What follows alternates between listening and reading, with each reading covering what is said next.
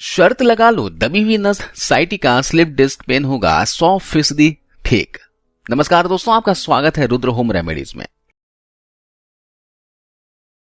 दोस्तों, रीढ़ की हड्डी के 33 मनके होते हैं।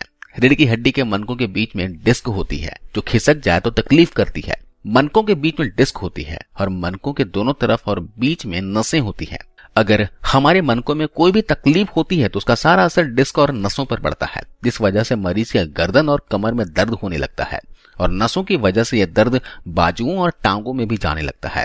ज्यादातर यह तकलीफ कमर के नीचे वाले हिस्से में होती है और दर्द टांग में निकलता है और जिसको हम साइटिका का दर्द कहते हैं, जो कि नस के दबने और उसका दौरा रुकने की वजह से होती है और मरीज के पैर और टांग सुन्न भी रहने लगती हैं।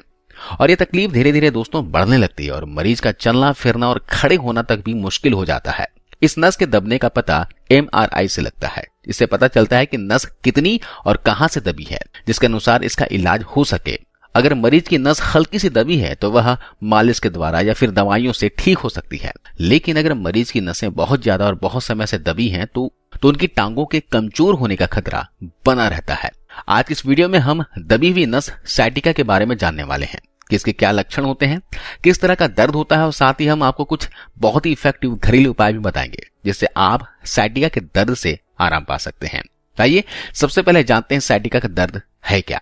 दोस्तों, शरीर में साइटिका की एक मोटी नस होती है जो कुल्हे से लेकर पैर के पिछले हिस्से से होते हुए एड़ी तक जाती है। साइटिका पेन में सबसे पहले कुल्हे में दर्द होता है और धीरे धीरे यह दर्द नसों से होते हुए दोनों पैरों में बढ़ता है, जिससे उठने बैठने व चलने फिरने में दिक्कत होती है। इसके दबने की वजह से हमें बहुत ज्यादा दर्द होता है। जरूरी नहीं है कि हर किसी को पैर के निचले हिस्से तक पेन हो, किसी को कमर तक होता है तो किसी को थाई तक होता है और किसी किसी का पैर के निचले हिस्से तक भी दर्द चला जाता है। लेकिन यह जो पेन होती है बहुत ही असहनीय होती है, बहुत सीवियर पेन होता है और ऐसा लगता है कि अंदर से कुछ फट रहा है। इससे पीड़ित इंसान अच्छे से ना उठ पाता है, ना बैठ पाता है, ना ही चल पाता है और चलते समय तो बहुत ज्यादा दर्द होता है। नमनेस की प्रॉब्लम हो जाती है।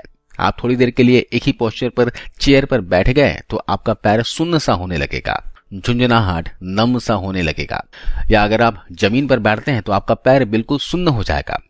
पैरों में कोई सेंसेशन नहीं होगा और ऐसा लगेगा कि जैसे कि आपको पार्ट है ही नहीं।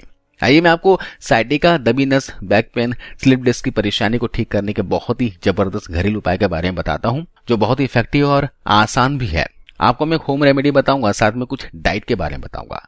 दोस्तों, डाइट, घरेलू नुस्खे और योगा एक्सरसाइज, अगर आपने इन तीनों का पालन कर लिया ना तो साइटिका के दर्द से आप हमेशा के लिए छुटकारा पा लोगे। तो सबसे पहले आपको घरेलू नुस्खे के बारे में बताता हूं। इस उपाय के लिए आपको चाहिए होगा अजवाइन के पत्ते। अजवाइन के पत्ते का उपयोग साइटिका के दर्द में बरसों से होता रहा है। करी पत्ता और हरे धनिया की तरह ही आप अजवाइन के पौधे को भी किचन गार्डन में लगा सकते हैं और इसके औषधीय गुणों के लाभ उठा सकते हैं। इसे आप दोस्तों सजावटी पौधे की तरह भी इस्तेमाल कर सकते हैं।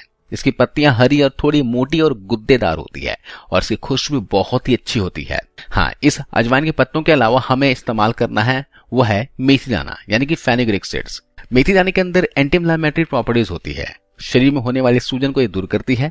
इसके अलावा इसके अंदर दर्द को खींचने का गुण होता है। इसके साथ ही यह शरीर में बढ़ी हुई वायु को दूर करती है, वात को दूर करती है। मेथी दाना डायबिटीज को भी कंट्रोल करती है। तो आप क्या कीजिए, आधा चम्मच मेथी दाना और 2 से 3 पत्ते अजवाइन के एक कांच के गिलास में भिगोकर रात भर के लिए छोड़ दें और सुबह आपको पानी को छानकर खाली पेट बासी मुंह बगैर ब्रश किए पी लेना है और फ्रेश होने के बाद आपको मेथी के दानों को और पत्तों को चबा चबा कर खा लेना है। आप चाहें तो इन पत्तों को और मेथी के दानों को थोड़े से मिश्री के साथ या फिर शहद के साथ भी ले सकते हैं। अगर आप डायबिटिक हैं तो शहद या फिर मिश्री का इस्तेमाल ना करें। ऐसा आपको सिर्फ 15 दिनों तक करना है। ऐसा करने से नसों की कमजोरी दूर हो जाएगी, साइटिका के दर्द से आपको आराम मिलेगा, नसों में होने वाली सूजन भी दूर होगी, दबी नस खुल जाएगी, ब्लड सर्कुलेशन अच्छे से होने लगेगा। इससे साइटिका समेत कई बीमारियों से आपको छुटकारा मिलेगा। इसके अलावा आपको मैं साइटिका के दर्द के लिए एक तेल की रेसिपी बताता हूँ। इस तेल से आप मालिश करेंगे ना तो साइटिका के दर्द में बहुत आराम मिलेगा। इस तेल को बनाने के लिए मैंने 100 ml सरसों का तेल लिया हुआ है और साथ में लिया हुआ है 10 ग्राम तेज पत्ते। आप लो फ्लेम पर सरसों का तेल चढ़ा दीजिए और इसमें 10 ग्राम तेज पत्ते को तोड़कर इस तेल में डाल दीजिए और साथ में 3 से 4 लहसुन की कलियों को भी इसमें ऐड कर दीजिए और तेल को धीमी आंच में लगभग 4 से 5 मिनट तक अच्छे से गर्म होने दीजिए। ताकि तेज पत्ता और लहसुन का जो गुण है इस तेल में आ जाए। 4 से 5 मिनट धीमी आंच में गर्म करने के बाद तेल को ठंडा कर लीजिए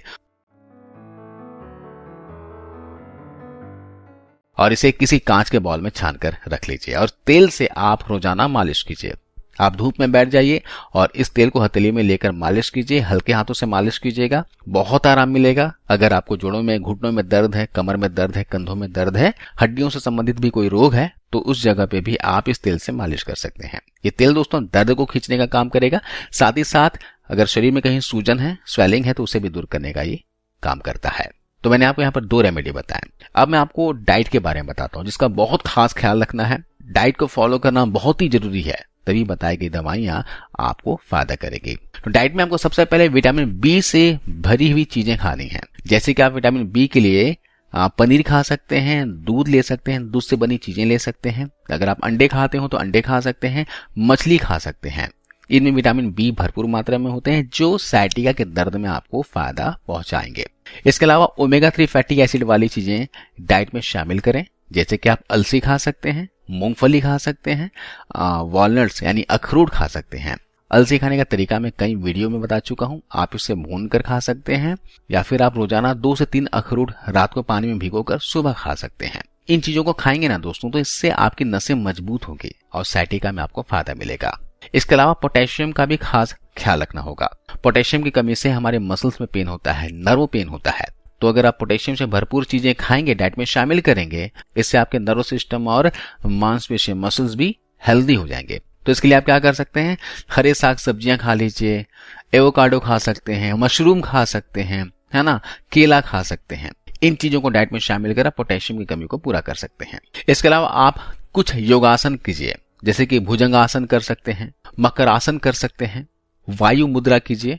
ये कमर में फ्लेक्सिबिलिटी लाता है, साइटिका के दर्द से आपको आराम दिलाता है। आसन कैसे करना है इसके वीडियो आपको YouTube में मिल जाएंगे। आप वहां पर जाकर आसन करने की प्रक्रिया को देख लीजिए और जब भी आप योगासन करें तो आराम से कीजिएगा, इत्मीनान से कीजिएगा, हड़बड़ी में या फिर जल्दीबाजी में मत कीजिएगा। आप कभी भी एक जगह बैठे बैठे ना रहें, वॉक जरूर कर लें। हर 1 से 1.5 घंटे के बीच में 10 से 15 मिनट के लिए वॉक करें। इस बीच आपको कोई भी भारी वजन नहीं उठाना है, हैवी एक्सरसाइज नहीं करनी है, तेज दौड़ना नहीं है और आपको घर का ही खाना खाना है, हल्का भोजन करना है। इस तरह अगर आपने डाइट को फॉलो कर लिया, आपने योगासन कर लिया और साथ में बताए गए रेमेडी को फॉलो कर लिया तो यकीन मानिए 15 दिन में ही आपको फर्क महसूस होगा और साइटिका के दर्द में आपको आराम मिल जाएगा। उम्मीद है आपको ये वीडियो, ये जानकारी अच्छी लगी होगी। धन्यवाद।